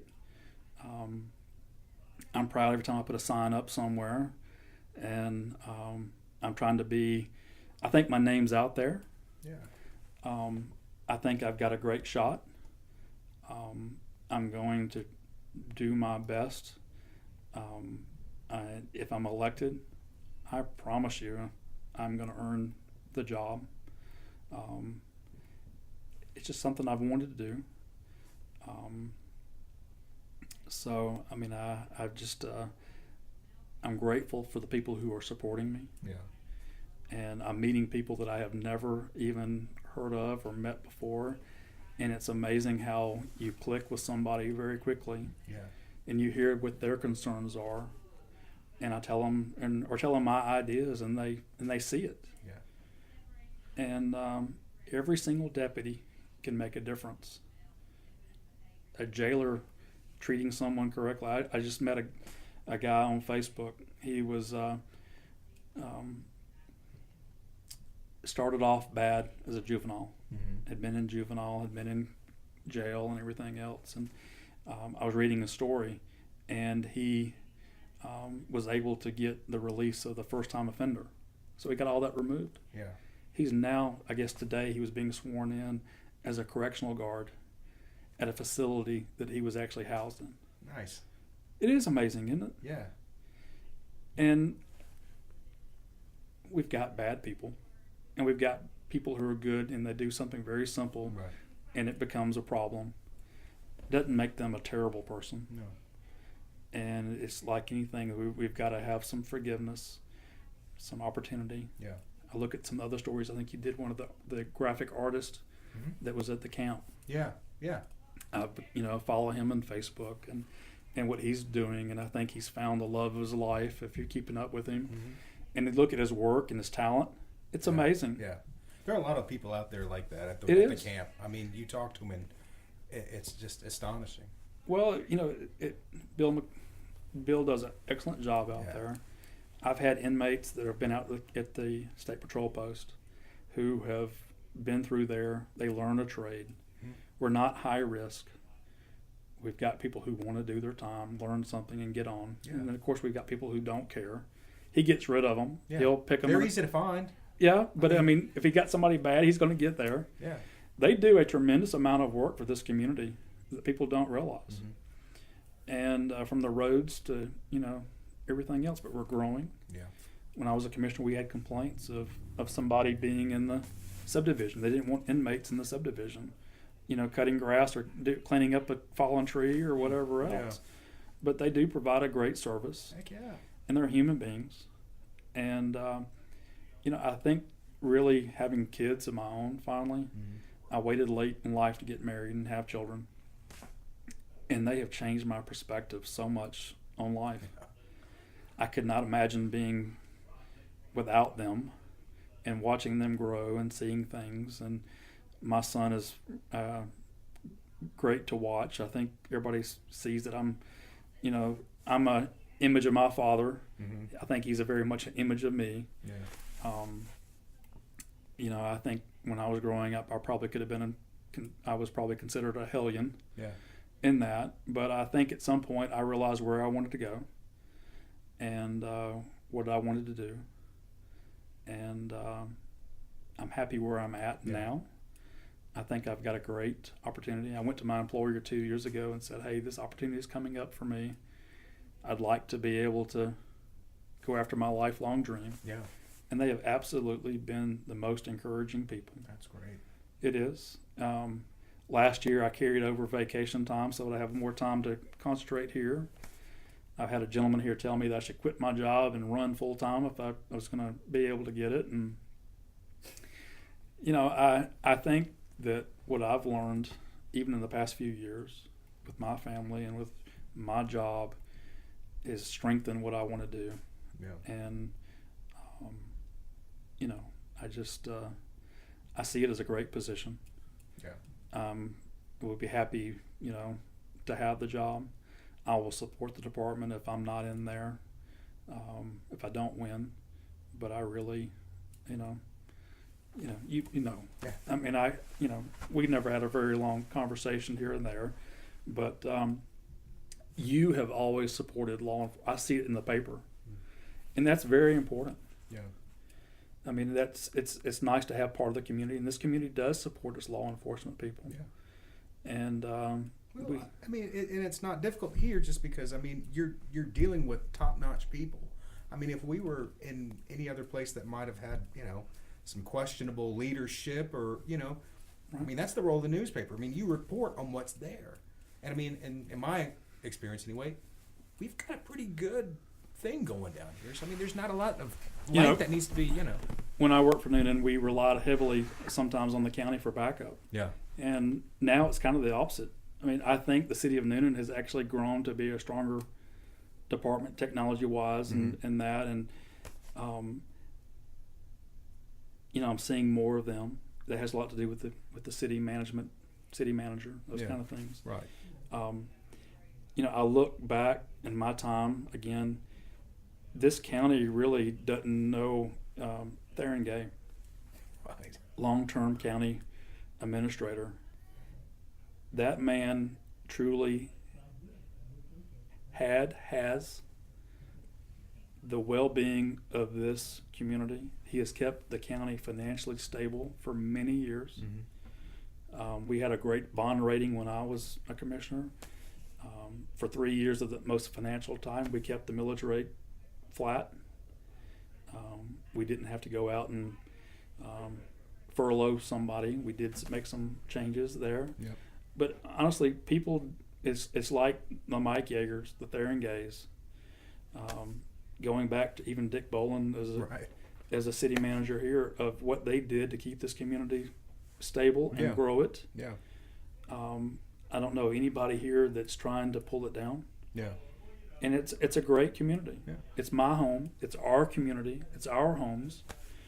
We've got children who, next generation. Yeah.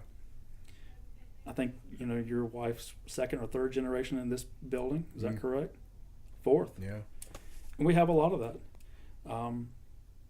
My family goes way back in this community. My mother's side, one of my grandfathers was actually a blacksmith here, and he was next door. He had a stable. Yeah. It goes that far back through the Chronicles. And this is my home.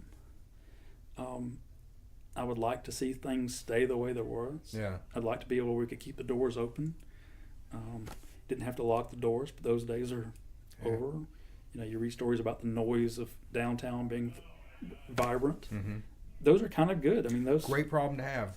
It is. I mean, it really is. When I was a child, young, after school, I'd leave Elm Street, go to my dad's office. I'd walk downtown from there, and I'm talking elementary school, and I would go around. I could go to Lee King, go to get a soda, wherever else. I knew all the stores. The people knew me. Used to have the library where it is now, finally returned there.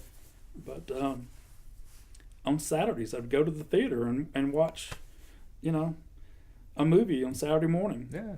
You could call home for 10 cents and, all those come pick me up. Yeah. During church, we would leave church and go on Sunday mornings and between Sunday school and church and go to Lee King and get a soda and go and be back in time to, get ridiculed for eating candy up in the balcony. But, we've got a lot of great people here, and as we're getting there, and it's the same thing. And I truly believe that I, as the sheriff, can expand on that in a great pattern, and do some great things. Yeah. And we've got great people over there. There's absolutely no questions about that. Yeah. There should be no one over there, fearful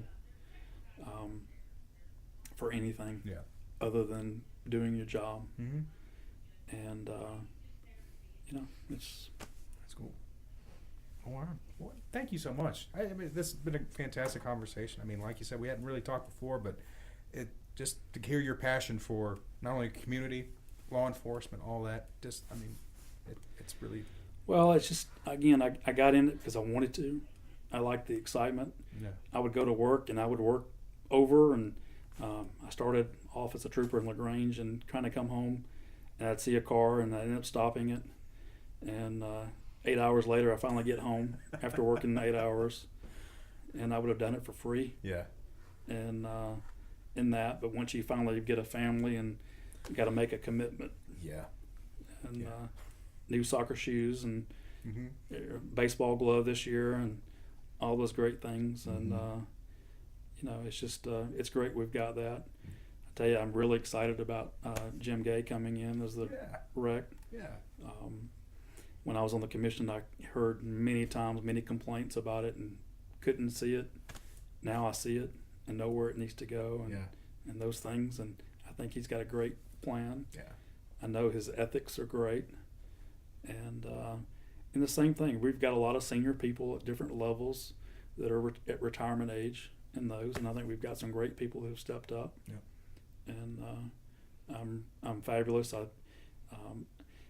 I have never gone back to a county commissioner meeting since I left. Yeah. And I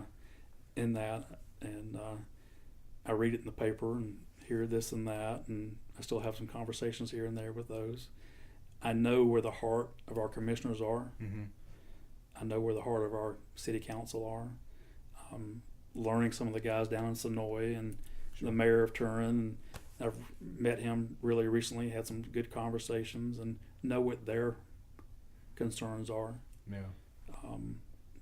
When I was a trooper, I worked 16 in Sonoy a lot. I was down there not long ago, and I was talking to a guy, and he knew who I was, and he knew who I was before I knew who he was, and he actually had my cell phone in his phone, and those kind of things. So, it's good.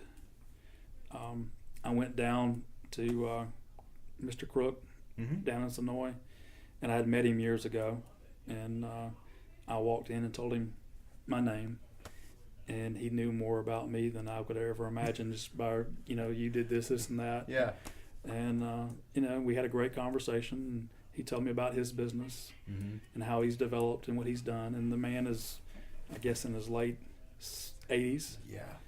And he's so vibrant. He was working the cash register, and he's part of the community. I look at how Sonoy has evolved and what the draw is down there. We've gone down to eat down several times, and there's so much great future coming here. And, if we don't get active, get prepared, get ahead of the curve, we will be in trouble. Yeah. And, but I could sit here and talk with you for 3 hours and tell you all my ideas. Yeah. Because I've kept a book, a journal for years, a diary, if you want to call it, about what I like from this department, what this sheriff does, how he does it. Wow. How this department. At one time, I was responsible for 32 counties when I was on the skirt team for responsibility of being called. And I look back now and think about that. Now look at how many states I'm actually technically. My phone's gone off 4 times since I've been here with you, and I'm 24/7 to my company. I'm due for a new corporate car, but they're not going to give me one until I know whether I'm staying or not. And so it's just, I feel like the little things are there. I'm waiting for things to line up. I'm ready for some good debates. Yeah. I know that the chamber and other things will do some debates. Yeah. I've got some ideas. I know what's going on. I mean, there are things that I hear people tell me, and saying this is what we need. Right. And that this is what works. And I think there's a lot of people at the sheriff's office that their heart is absolutely there, and they're ready. And I'm not saying by any means anything bad, but I think there's room for improvement. Yeah. And I think that I've got the energy and the push to go for it. There's several things we can do that are easy. It's not going to cost a lot of money, and it just takes to bring the personality of everybody out. Yeah. And again, I go back to, I've never met Toby, but I've read his articles. I can read the passion that he has for what he's done and what he can do, and being that person. And there's 100 more of those same people right there if you can cut them loose and give them those tasks. I talked to a grandmother of a deputy the other day, and what her concerns were. Same thing that my mom was when I was wearing a uniform. And I told her what worked for me. That when I came home, I parked my car where I could not see it. I had a closet that my uniform went in. All my gear was in there. And when I was off, I was off. And just made that separation. Yeah.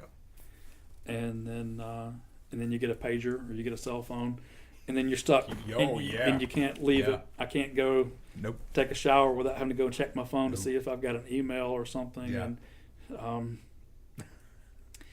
roughly my direct responsibility is about 200 and really just under 300 drivers that they call me during the middle of the night. And I say, if it can wait until 8 o'clock, let it wait till 8. But if you need me, call me. Yeah. And I said, I've always tell them, give me a minute or two to get my sense of what I'm doing. Yeah. And if necessary, I need to get up and go downstairs so I can have the conversation. And then call me back in the morning and remind me what we talked about. Right. But, it's like anything. And I know you're getting short on time. But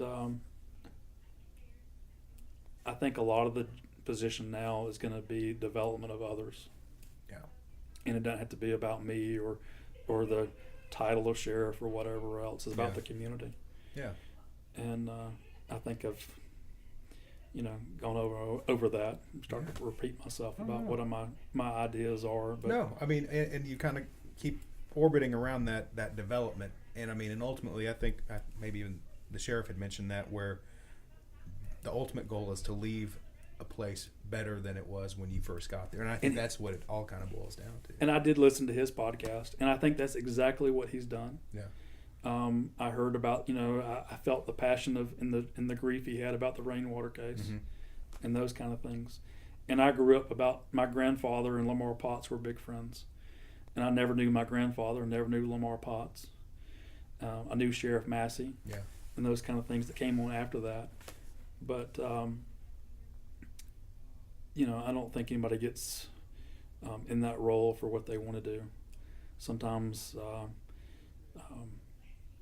when I was in college, I actually went to Sheriff Hammett, and part of one of my programs was to tour a facility. And I went and kind of met with him, and, and I saw him probably for the first time in many, many years at a funeral of my first post commander.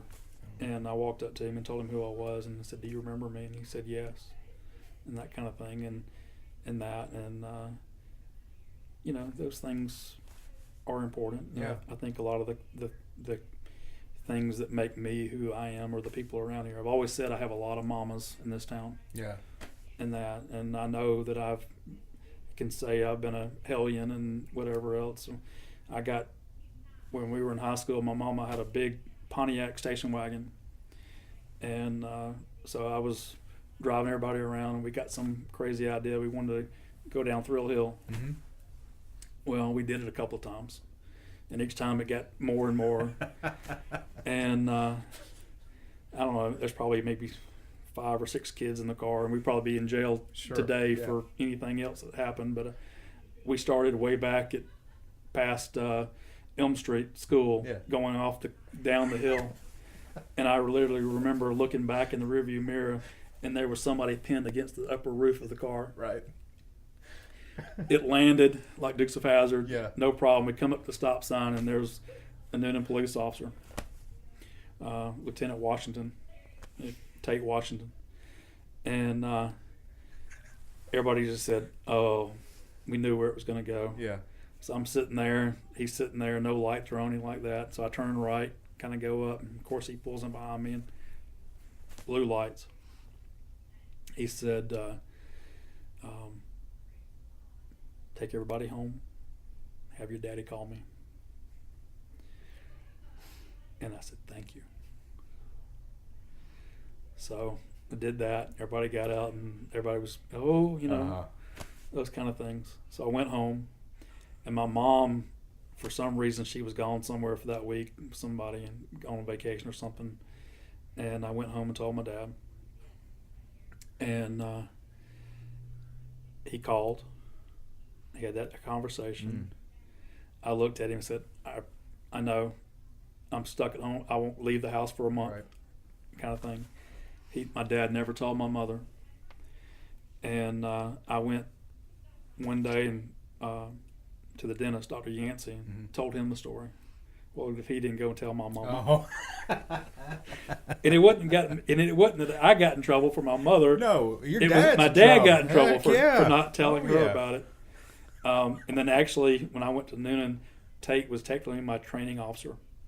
Oh, wow.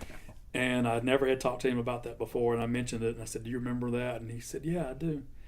And he never saw us go off the hill. He just pulled up after we had landed and all that kind of stuff. Oh.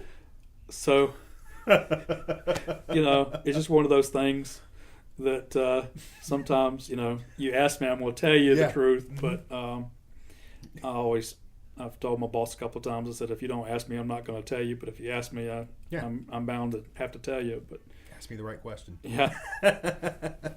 And that. But in those kind of things, I tell the story when I was going through the Secret Service process. I got called up on a Friday and said, "Can you be in Atlanta for a polygraph?" I said, "Sure, whatever it takes." And I went up there, and I sat at an old wooden teacher's desk in a wooden chair strapped to the polygraph machine. And I was there for 6.5 hours answering back and forth questions and questions. Wow. And it was revolving questions, you know, and they say, have you ever done anything that would make your family embarrassed? And I said, well, you know, you talk and talk and talk. And that, and so I didn't feel anything coming into the questions, but the day that going home and that night I couldn't sleep, all that good stuff. And they said, you know, I told the truth. Yeah. I didn't, you know, yes, I've done this and done that, and no, I've never touched. I can say I have never done drugs, anything like that, and I'm very proud of that kind of thing. So I knew that I had a clear conscience. Yeah. And I said, it is what it is. And the guy calls me back up and said, hey, can you come back up? We got a couple of more questions. So I went back up. I was there for 2 hours, 2.5 hours, I think, tied to the machine again. And he asked the same questions, same three questions over and over again, and in different formats. And I came away and I said, look, I've told you everything that I know that I've done, and whatever else, and I know I'm not a bad guy and this kind of thing. And to come to find out, that was the strategy that they used. I'm not a great believer, and I think the polygraph machine is a tool, but I never got the results. Of course, I got hired, and I got to see things that no one else can see, do things. I mean, I've stood in the Oval Office. I've held the door for the President of the United States. I've traveled with the President of the United States. You look at the White House, there's a heck of a lot more on the ground than you would ever imagine. I can't even, You would not believe. And all these things that, gone through. And, I think I don't have the 40-year career in law enforcement. But I think I have got a super concentration very quickly. I am just shy of 5,000 hours of law enforcement training. Holy cow. I've been through basic mandate at Fulton County Police Academy.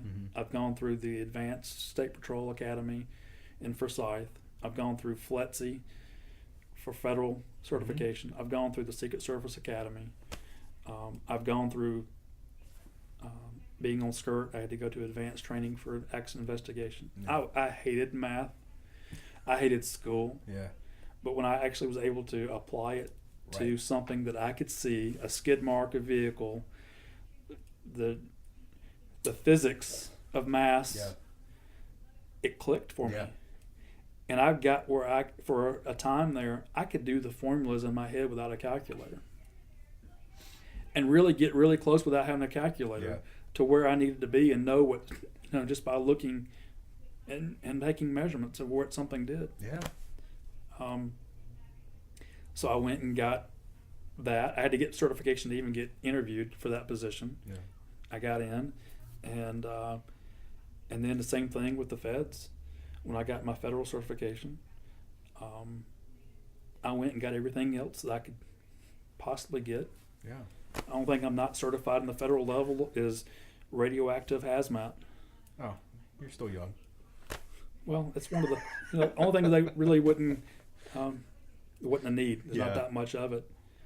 But one of the things that in the Secret Service, we had a radioactive team that monitors things. Sure. There were several guys who were in my class who actually, after I left, they were actually gotten on the Obama detail. And I tell everybody, I think one time I counted 26 cars in a caravan for the president when Bush, and you see all the Suburbans and you see all the police cars and the motorcycles and all that. Don't worry about the Suburbans. Don't worry about the police cars and all that stuff. Look at the other vehicles that don't stand out. Those are the guys that are going to be there to fight. The idea is when something happens to that motorcade is to get the president away.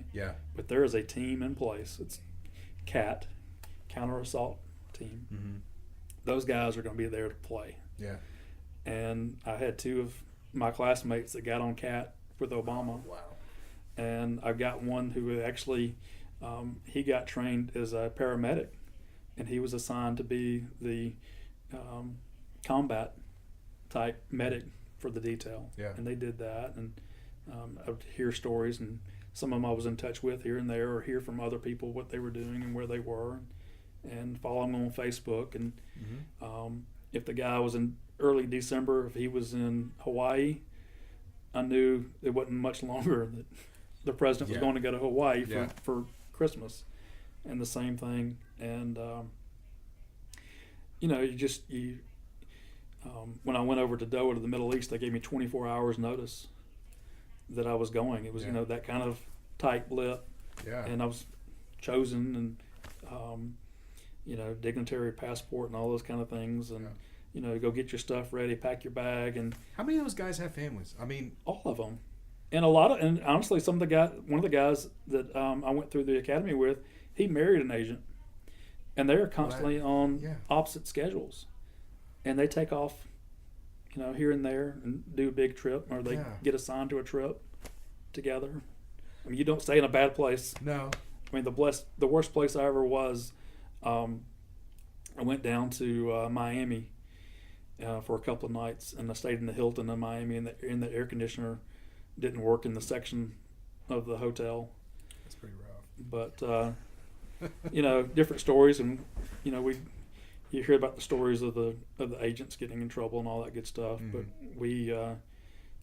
I'd never been to Miami and never been to New York. Yeah. I got to walk around New York and see all those things by myself, and do whatever I wanted to do. But one night we went out to South Beach and went to some club, and it's just amazing of things, and it's just a great experience. I think at the time I knew that I was homesick, and that, but I look back and think about it, and I know my dad always said that my mom didn't want me to come home. Mm-hmm. She knew what I would see the world, but when it takes you 24 hours to fly across the world. And 2 times in my life, when I worked for the Secret Service, I was awake for 32 hours or more on 2 occasions, constantly, no sleep, absolutely, for 32 hours, 2 times, and I was absolutely a zombie. Yeah. And those kind of things, and a lot of that had to deal with travel, and this and that. Yeah. But the best plane ride I've ever been was on the military car plane. Mm-hmm. Have you ever seen that when they put the limos in and all that kind of stuff? We flew out of Andrew and flew down to Miami. I never even knew we landed on the ground. It was that plane was just the big. I can't remember, the one that opens up on both sides, and you can put 2 limos on, and all. And they had the vans and everything else. I never knew we even landed. It was that smooth. That's incredible. And we interacted with the Air Force and all those kind of things. And some of my buddies are still there. And I look back at it, and I think what's it been almost, I guess it's been 16, 17 years since I did that. And some of those guys are close to retirement age. Yeah, no kidding. And the 20-year retirement with the feds. And you hear about the furloughs and all those kind of things that happen. But they they seem to love it, and they're going to do well. Bet. Yeah. I've got one of the guys I went with now. He's now an instructor down at FLETC. He moved down there just recently, and he's loving life. He's in retirement mode, but he's still working. And you keep in touch. It's amazing how well Facebook does for you to keep you connected to people. Absolutely. And in that, but I think my concentration in several different levels of things gives me an advantage. Yeah, for sure. And I think there's time for some new ideas. Yeah. Nothing against any of the guys running in that. I have respect for both of them. I never knew Tony very well until that, but he has actually treated me probably the best of any of them, with just pure dignity and those kind of things. I've met Callaway. I like him. Yeah. In that, I think he's a very smart guy. Mm-hmm. In that, I've not met I've only met Doug Jordan. Yeah. Once. In that, and even when I met him, I had a good rapport with him, I think. But you know, it's just I think I've got some great ideas, and again, I could sit here and talk to you for over and over Sure. about things, but you know, my focus is going to be on the community and providing them a service that we can improve on. Yeah. And same thing with the deputies. I'm going to take them, I think, hopefully to a new level. Yeah. There's a strong, like I've heard, the sheriff's talk about a strong base. He definitely has. Yeah. There's no question about that. He would not be where he is today growing up without that. Yeah. He has a strong commitment to this community, and I plan on continuing that. Very cool. Very much so. All right. Well, thank you again. I appreciate it. No, man. awesome. Thank you. Been enjoyable. Absolutely.